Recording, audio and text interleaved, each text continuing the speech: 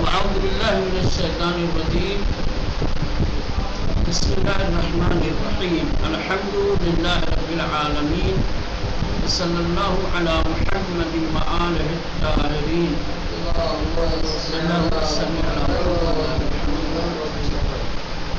بحث چل رہی تھی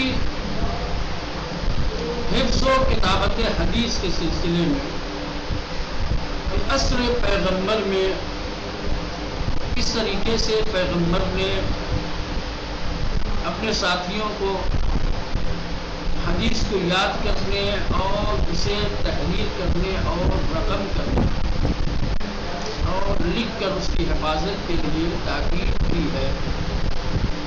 اس کے بعد ائمہ معصومین علیہ السلام نے بھی نبی کریم کے اس عمل اور آپ کی سنت اور سیرت کو زندہ رکھا۔ ائمہ معصومین نے بھی تاکید کی۔ اب یہاں پہ علماء کے بیانات درج کر رہے ہیں۔ سید شرف الدین مینوی صاحب سید شرف الدین لکھتے ہیں کہ امام علی علیہ السلام و شیعیان او از ہمون ابتدا بمسئلہ تدوین توجہ کرتے ہیں کہ خود امیر المومنین علی ابن ابی طالب علیہ السلام اور جو آپ کے شیعہ اور پیروکار تھے انہوں نے ابتدا میں ہی تدوین حدیث کے مسئلے کی طرف خاص توجہ فرمائی ہے۔ اولین چیزی کی علی علیہ السلام در ابتدا بدان توجہ کر سب سے پہلی چیز جس کی طرف امیر المومنین علیہ السلام نے خصوصی توجہ فرمائی ہے کتابت کامل قرآن کو۔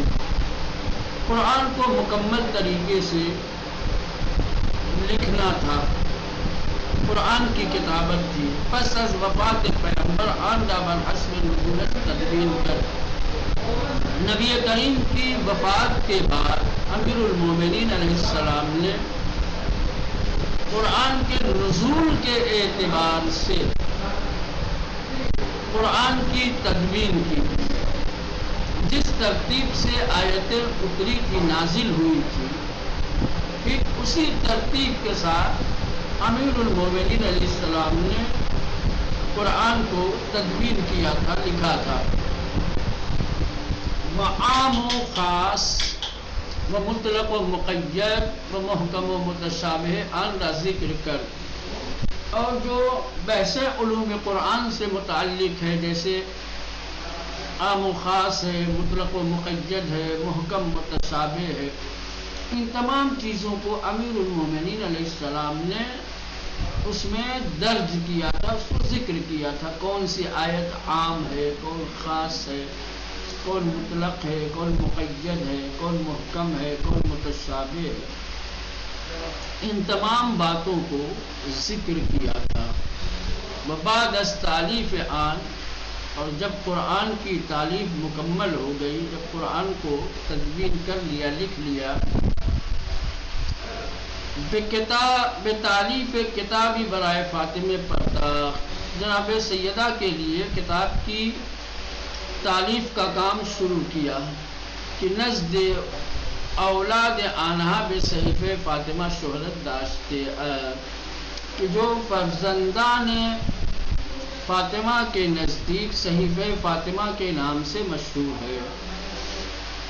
یعنی پہلے امیر المومنین علیہ السلام نے وفات پیغمبر کے بعد قرآن مجید کی تدوین و تالیف کی، اور اس کے بعد صحیفہ فاطمہ بھی ظاہراً بدست امیر المومنین تالیف و تدوین ہوا ہے۔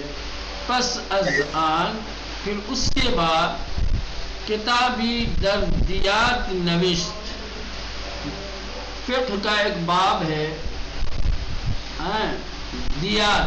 دیت وغیرہ جس میں دی جاتی ہے، ٹھیک ہے، وہ قتل ہے، جراحت ہے، کسی کو کسی طریقے کا نقصان پہنچایا جاتا ہے، تو کسی نقصان کا اگر انسان قصاص نہیں دینا چاہتا، بدلہ نہیں دینا چاہتا، یا جو وارث ہیں جو قصاص لینے والے ہیں وہ قصاص نہیں چاہتے، قصاص کی جگہ پر اس کا ہرجانہ جرمانہ لینا چاہتے ہیں، تو اس کی مقدار معین کی گئی ہے۔ کسی نے کسی کی آنکھ پھوڑ دی، اسلام میں العین بالعین ہے، لیکن یہ حکم محدود اور معین نہیں ہے، بلکہ یہاں پر 3 طریقے کا حکم ہے، 3 چیزوں میں اختیار ہے۔ سمجھ رہے ہیں؟ اگر کسی کو کسی طریقے کا نقصان پہنچایا جاتا ہے تو جس نے نقصان پہنچایا ہے وہ مجرم ہے، وہ سزا کا مستحق ہے، اور جس کو نقصان پہنچایا گیا ہے وہ حقدار ہے۔ وہ چاہے تو قصاص لے، قصاص یعنی بدلہ، آنکھ پھوڑی ہے وہ بھی چاہے تو آنکھ پھوڑ سکتا ہے، کان کاٹنا ہے کان کاٹ، کسی نے کسی کو مار کے کہیں زخم پہنچا دیا، انگلی کاٹ لی ہے، ہاتھ کاٹ دیا، کسی بھی طریقے کا کوئی جسمانی نقصان پہنچایا ہے تو سامنے والا ویسے ہی بدلہ لینا چاہے تو اسلام میں بدلہ رکھا گیا ہے۔ دوسری چیز دیت معین کی گئی ہے۔ اگر سامنے والا قصاص نہیں چاہتا، بدلہ نہیں چاہتا، اس کے بدلے میں رقم چاہتا ہے تو اس کو کہا جاتا ہے دیت۔ کیا کہتے ہیں؟ دیت، مالی جرمانہ۔ ایک تو جسمانی جرمانہ ہوتا ہے وہ قصاص ہو گیا، ایک مالی جرمانہ اس کو کہتے ہیں دیات۔ سمجھ رہے؟ فقہ کے باب میں مستقل کتاب ہے جو پڑھائی جاتی ہے، باب القصاص والدیات، قصاص اور دیات کی بحث، تمام جو ہے بحثیں ہیں وہاں پہ، احکام اور مسائل بیان کیے گئے ہیں کہ کس طریقے کا کیسا زخم پہنچایا جائے، جسمانی نقصان پہنچایا جائے تو اس کا قصاص اگر ہے تو کیا ہے، اگر اس کی دیت ہے تو کتنی ہے، سمجھ رہے ہیں؟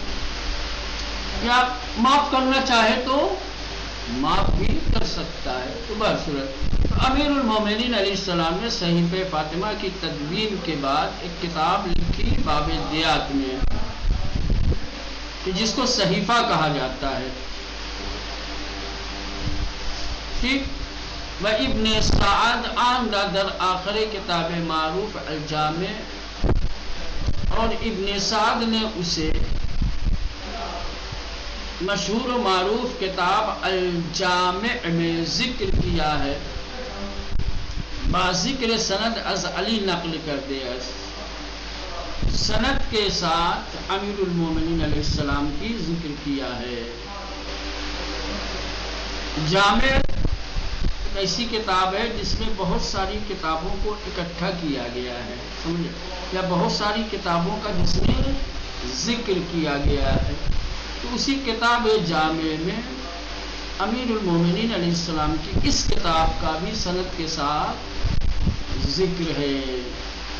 از جملہ مؤلفین شیعہ ابو رافع اس کی کتاب سنن و احکام قضائیہ را تالیف کر، شیعہ مؤلفین میں سے ابو رافع یہ وہ شخص ہیں کہ جنہوں نے سنن اور احکام و قضائیہ کو بھی تالیف کیا ہے۔ یہ تمام باتیں اس بات کو ثابت کرتی ہیں کہ نبی کریم کی وفات کے بعد بھی احادیث کی کتابت اور اس کی تدوین کا سلسلہ جاری رہا ہے، اس پر کسی طریقے کی کوئی پابندی عائد نہیں تھی۔ اس کے بعد سید حسن صدر مینوی صاحب یہ لکھتے ہیں، اولین کسی کی از شیعہ علی علیہ السلام بے تدوین کتاب پرداخت ابو رافع، کیا لکھا ہے آگے؟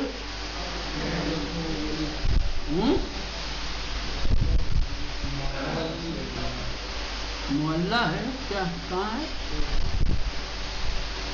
ہاں ابو رافع۔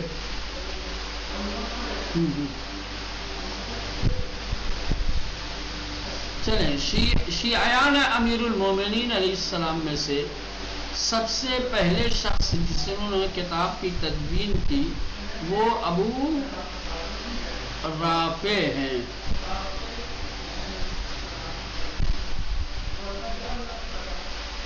شاید ان کی کتاب کا نام ہے مولا رسول اللہ.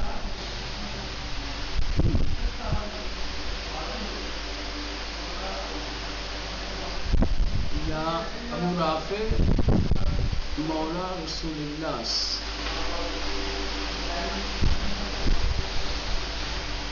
چلے باب صورت. ابو رافع کتاب السنن والاحکام والقضایا را نگاش. یہ مولا رسول اللہ کتاب کا نام نہیں ہے.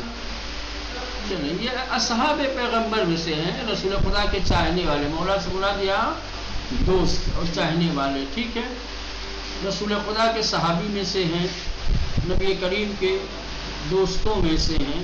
ابو رافع کے امیر المومنین علیہ السلام کے خاص دوستوں اور ساتھیوں میں سے اور آپ کے پیروکاروں میں سے تھے.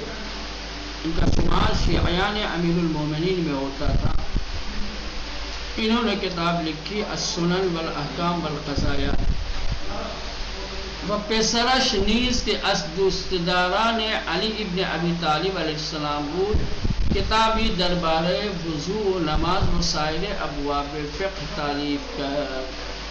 اور اس کے بعد خود ابو رافع کے فرزند ابو رافع کے بیٹے کہ یہ بھی اپنے باپ کی طرح سے امیر المومنین علیہ السلام کے شیعوں میں شمار کیے جاتے تھے، انہوں نے بھی وضو، نماز اور دوسرے فقہی ابواب میں کتابیں تالیف کی. ابو حنیفہ امام صادق را باصفت انہ کتبی معرفی میکر. ابو حنیفہ نے بھی چھٹے امام جعفر صادق علیہ السلام کو اس صفت کے ساتھ کہ انہ کتبی تعارف کروایا ہے اور پہچانوایا ہے. وقتی ان سخن بے امام صادق رسید، جب ابو حنیفہ کی یہ بات چھٹے امام تک پہنچی، جب چھٹے امام کو علم ہوا کہ ابو حنیفہ اس طریقے سے میرے سلسلے میں کہتا ہے، تو حضرت خندید و فرمود، تو حضرت مسکرائے، حضرت ہنسے اور آپ نے فرمایا اما ان کی می گوید من صحفی ہستم راست می گوید. ابو حنیفہ جو یہ کہتا ہے کہ میں صحف ہوں، میں کتاب ہوں، تو یہ اس کی بات سچ ہے، وہ صحیح کہتا ہے. من صحف پدرانم را خواندم، میں نے اپنے آبا و اجداد کی کتابیں پڑھی ہیں، میں نے اپنے آبا و اجداد کے صحف کا مطالعہ کیا ہے. ہمچنین ائمہ علیہ السلام روایت ہے بسیاری از کتاب علی نقل می کردن. اسی طریقے سے ائمہ معصومین علیہ السلام امیر المومنین علی ابن ابی طالب علیہ السلام کی کتاب سے بہت ساری روایتوں کو بیان کرتے تھے، نقل کرتے تھے کہ نزد انہا بھی یادگار ماندے وہ کہ جو کتاب امیر المومنین ان کے نزدیک یادگار کے طور پر محفوظ تھی. بگاہ آن را برائے اصحاب خود قراءت بھی کردن، اور کبھی کبھی تو اصحاب کے سامنے کتاب امیر المومنین کی قراءت کرتے تھے. اصحاب نے باقاعدہ اس کتاب کو دیکھا ہے، نہ یہ کہ صرف اس کتاب کی حدیثوں کو سنا ہے. ان محمد ابن مسلم ان ابا جعفر اقرأه صحیفۃ الفرائض التي املاها رسول اللہ وخط علی بیدہ. یہ محمد ابن مسلم پانچویں امام محمد باقر علیہ السلام سے روایت کرتے ہیں، اقرأه صحیفۃ الفرائض، کہ میں نے صحیفہ فرائض کو پڑھا ہے. کون سا صحیفہ فرائض؟ التی املاها رسول اللہ، کی جس صحیفے کی رسول خدا نے املا فرمائی، اللہ کے نبی نے املا فرمایا. بخط علی بیدہ، اور علی علیہ السلام نے اپنے ہاتھوں سے تحریر کیا ہے. فقرأت فیہا امرأة ترکت زوجہا، میں نے اس کتاب میں پڑھا کہ ایک خاتون نے اپنے شوہر کو چھوڑا، وَأَبَوَيْهَا، اور اپنے ماں باپ کو چھوڑا، یعنی ایک عورت کا انتقال ہوا اور وہ اپنے پیچھے اپنے شوہر کو اور اپنے والدین کو چھوڑ کے گئی، فَلِلزَّوْجِ النِّصْفُ، تو اس کے شوہر کے لیے نصف ترکہ ہے، ثلاثۃ اسہم، 3 میں سے، وَلِلْأُمِّ سہمان، اور ماں کے لیے 2 سہم ہے، الثلث تامًا، وَلِلْأَبِ السُّدُسُ سہمًا، اور باپ کے لیے 6واں حصہ ہے، سدس ہے۔ اس طریقے سے امام نے میراث کا یہ حکم بیان کیا ہے کہ یہ اس کتاب میں تحریر ہے۔ از اینہا معلومی شود کہ نوشتن حدیث درمیان شیعیان رواج دار، ان تمام باتوں سے یہ پتہ چلتا ہے کہ شیعوں کے درمیان کتابت حدیث کا رواج تھا، کہ بتفصیل در بحث ادوار حدیث شیعہ بیان خواہیم پردہ۔ اس کی تفصیل انشاءاللہ شیعوں کے ادوار حدیث کی جب بحث آئے گی تو وہاں پر بیان کریں گے، ذکر کریں گے۔